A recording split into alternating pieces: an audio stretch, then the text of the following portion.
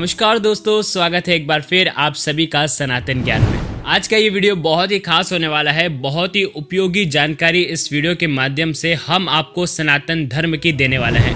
भगवान श्री कृष्ण कहते हैं, नेनन छिंदन्ति शस्त्राणि नेनन दहति पावकः न चेनन क्लेदयन्त्यापो न शोषयति मारुतः। अर्थात इस श्लोक का अर्थ है, आत्मा को न शस्त्र काट सकते हैं, न आग उसे जला सकती है, न पानी उसे भिगो सकता है, न हवा उसे सुखा सकती है।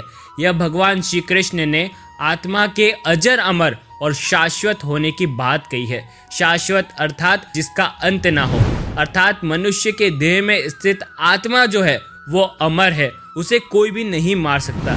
किंतु मनुष्य का शरीर अमर नहीं है, उसकी मृत्यु एक न एक दिन तो होना अवश्य ही है। जिनका जन्म हुआ है उसकी मृत्यु भी निश्चित है। जिस समय मनुष्य इस भौतिक संसार में जन्म लेता है उसी क्षण उसकी मृत्यु का समय और उसकी मृत्यु का कारण भी निश्चित हो जाता है। देखिए, जब लोग किसी के दाह संस्कार में जाते हैं, शामिल होते हैं, शमशान में जाते हैं, तो उन्हें थोड़ा बहुत मन में एहसास होता है कि हमें भी कभी ना कभी इस जगह पर आना है। हम भी किसी न किसी के पीछे खड़े हैं, लाइन में लगे हुए हैं और हमें भी इसी जगह पर आना है और हमारा अंत भी इसी प्रकार से होने वाला है। हालांकि बहुत सारे लोगों को तब ही एहसास हो जाता है, लेकिन कई लोगों को एहसास नहीं होता है। तो वो कभी अस्पताल में जाते हैं, जिंदगी और मौत के बीच में झूलते हैं, तब उन्हें शरीर और आत्मा का बोध होता है, उन्हें ज्ञान होता है। जब उनकी मौत निकट आती है तब उन्हें पछतावा भी होता है कि हमने संसार में क्या करा, हमने प्रभु का स्मरण क्यों नहीं करा, हमने ये जो भाव है ऐसे ही गवा दिया, हमने कितना छल कपट करा, हमने कितनी इधर उधर की बातें करी, हमने कितने के घर बर्बाद करे, हमने कितना गलत करा, हमने इसके साथ गलत करा। सब वो अंत समय में याद आता है, हमारे मन में वो घुसता रहता है, वो घूमता रहता है और हम उस समय फिर प्रभु को याद करते हैं, प्रभु का स्मरण करते हैं। देखिए, ज्योतिष शास्त्र में मनुष्य शरीर के 7 चक्र बताए गए हैं।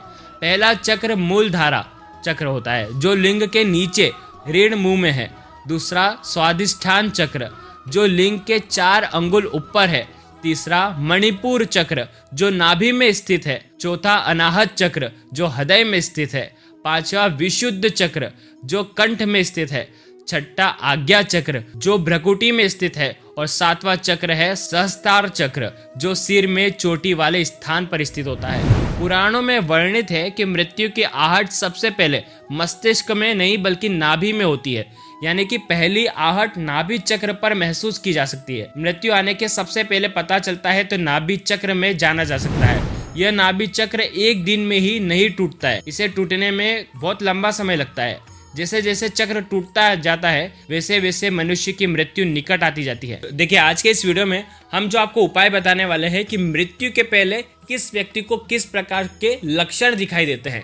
अगर ये लक्षण किसी भी व्यक्ति को दिखाई देते हैं तो उसकी जो मृत्यु है वो बस होने ही वाली है, निकट में है, तो उस व्यक्ति को उस समय ही संभल जाना चाहिए, धर्म ध्यान करना चाहिए, प्रभु की भक्ति में लीन रहना चाहिए। देखिए, वीडियो में आगे बढ़ने से पहले अगर आप सच्चे सनातनी हैं, अगर आप सच्चे धर्म प्रेमी हैं तो चैनल को जरूर सब्सक्राइब करें। देखिए, मृत्यु एक ऐसा विषय है के बारे में हर मनुष्य जानना चाहता है। जिज्ञासा रहती है मृत्यु से पहले होने वाले आभास, मृत्यु के बाद आत्मा कहाँ पर जाती है, पूर्व जन्म में हम क्या थे, पुनर्जन्म होगा या नहीं होगा, सत्य है या असत्य है। ऐसे कई सवाल हमारे मन में उठते हैं। जब हम ऐसे प्राचीन ग्रंथों को अध्ययन करते हैं तब हमें इन गहरे रहस्यों की जानकारी होती है। देखिए, गरुड़ पुराण में जीवन से लेकर मृत्यु तक के कुछ आत्मा के कुछ सफर के बारे में विस्तार से जानकारी दी गई है। गरुड़ पुराण में भगवान विष्णु ने गरुड़ को मृत्यु के पश्चात होने वाली घटनाएं, नर्क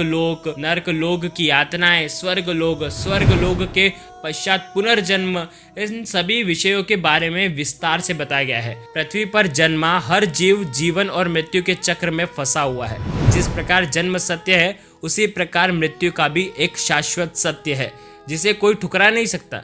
इसलिए मृत्यु पर विजय पाना असंभव है। ईश्वर के इच्छा के बिना कोई भी मनुष्य ना तो मृत्यु को टाल सकता है ना वो जीवित रह सकता है। ईश्वर चाहेंगे तो मृत्यु होगी। ध्यान रखना, आपके कर्मों के आधार पर ही ये मृत्यु और जन्म होता है। कहाँ पर होता है ये आपके कर्मों के ऊपर निर्भर होता है। हर व्यक्ति इस जीवन के कटु सत्य को जानता है लेकिन फिर भी मृत्यु को लेकर भयभीत रहता है। गरुड़ पुराण में कुछ ऐसे संकेत के बारे में बताया गया है जिन्हें यदि हम जान लेते हैं तो हमारी मृत्यु के समय हम कुछ न कुछ धर्म कर पाते हैं। तो इसीलिए इस वीडियो के अंदर हम सभी बातें बताएंगे। पहली बात, गरुड़ पुराण के अनुसार जब इंसान की मृत्यु निकट आ जाती है तो उसकी जो परछाई है उसका साथ छोड़ देती है। ऐसे मनुष्य को तेल और पानी में भी अपनी परछाई नहीं दिखती, प्रतिबिंब नहीं दिखाई देता। अगर किसी व्यक्ति के साथ ऐसा होता है तो समझ लेना चाहिए कि उसका अंतिम समय निकट आ चुका है। दूसरी बात, जब किसी मनुष्य की मृत्यु निकट आती है तो उसे आसपास अपने पूर्वज यानी कि पितृ दिखाई देने लगते हैं। उसे अपने आसपास पितरों की मौजूदगी का महसूस होता है कि वो उसके आसपास है, वो उनके आसपास उनकी परछाइयों में घूमते हैं।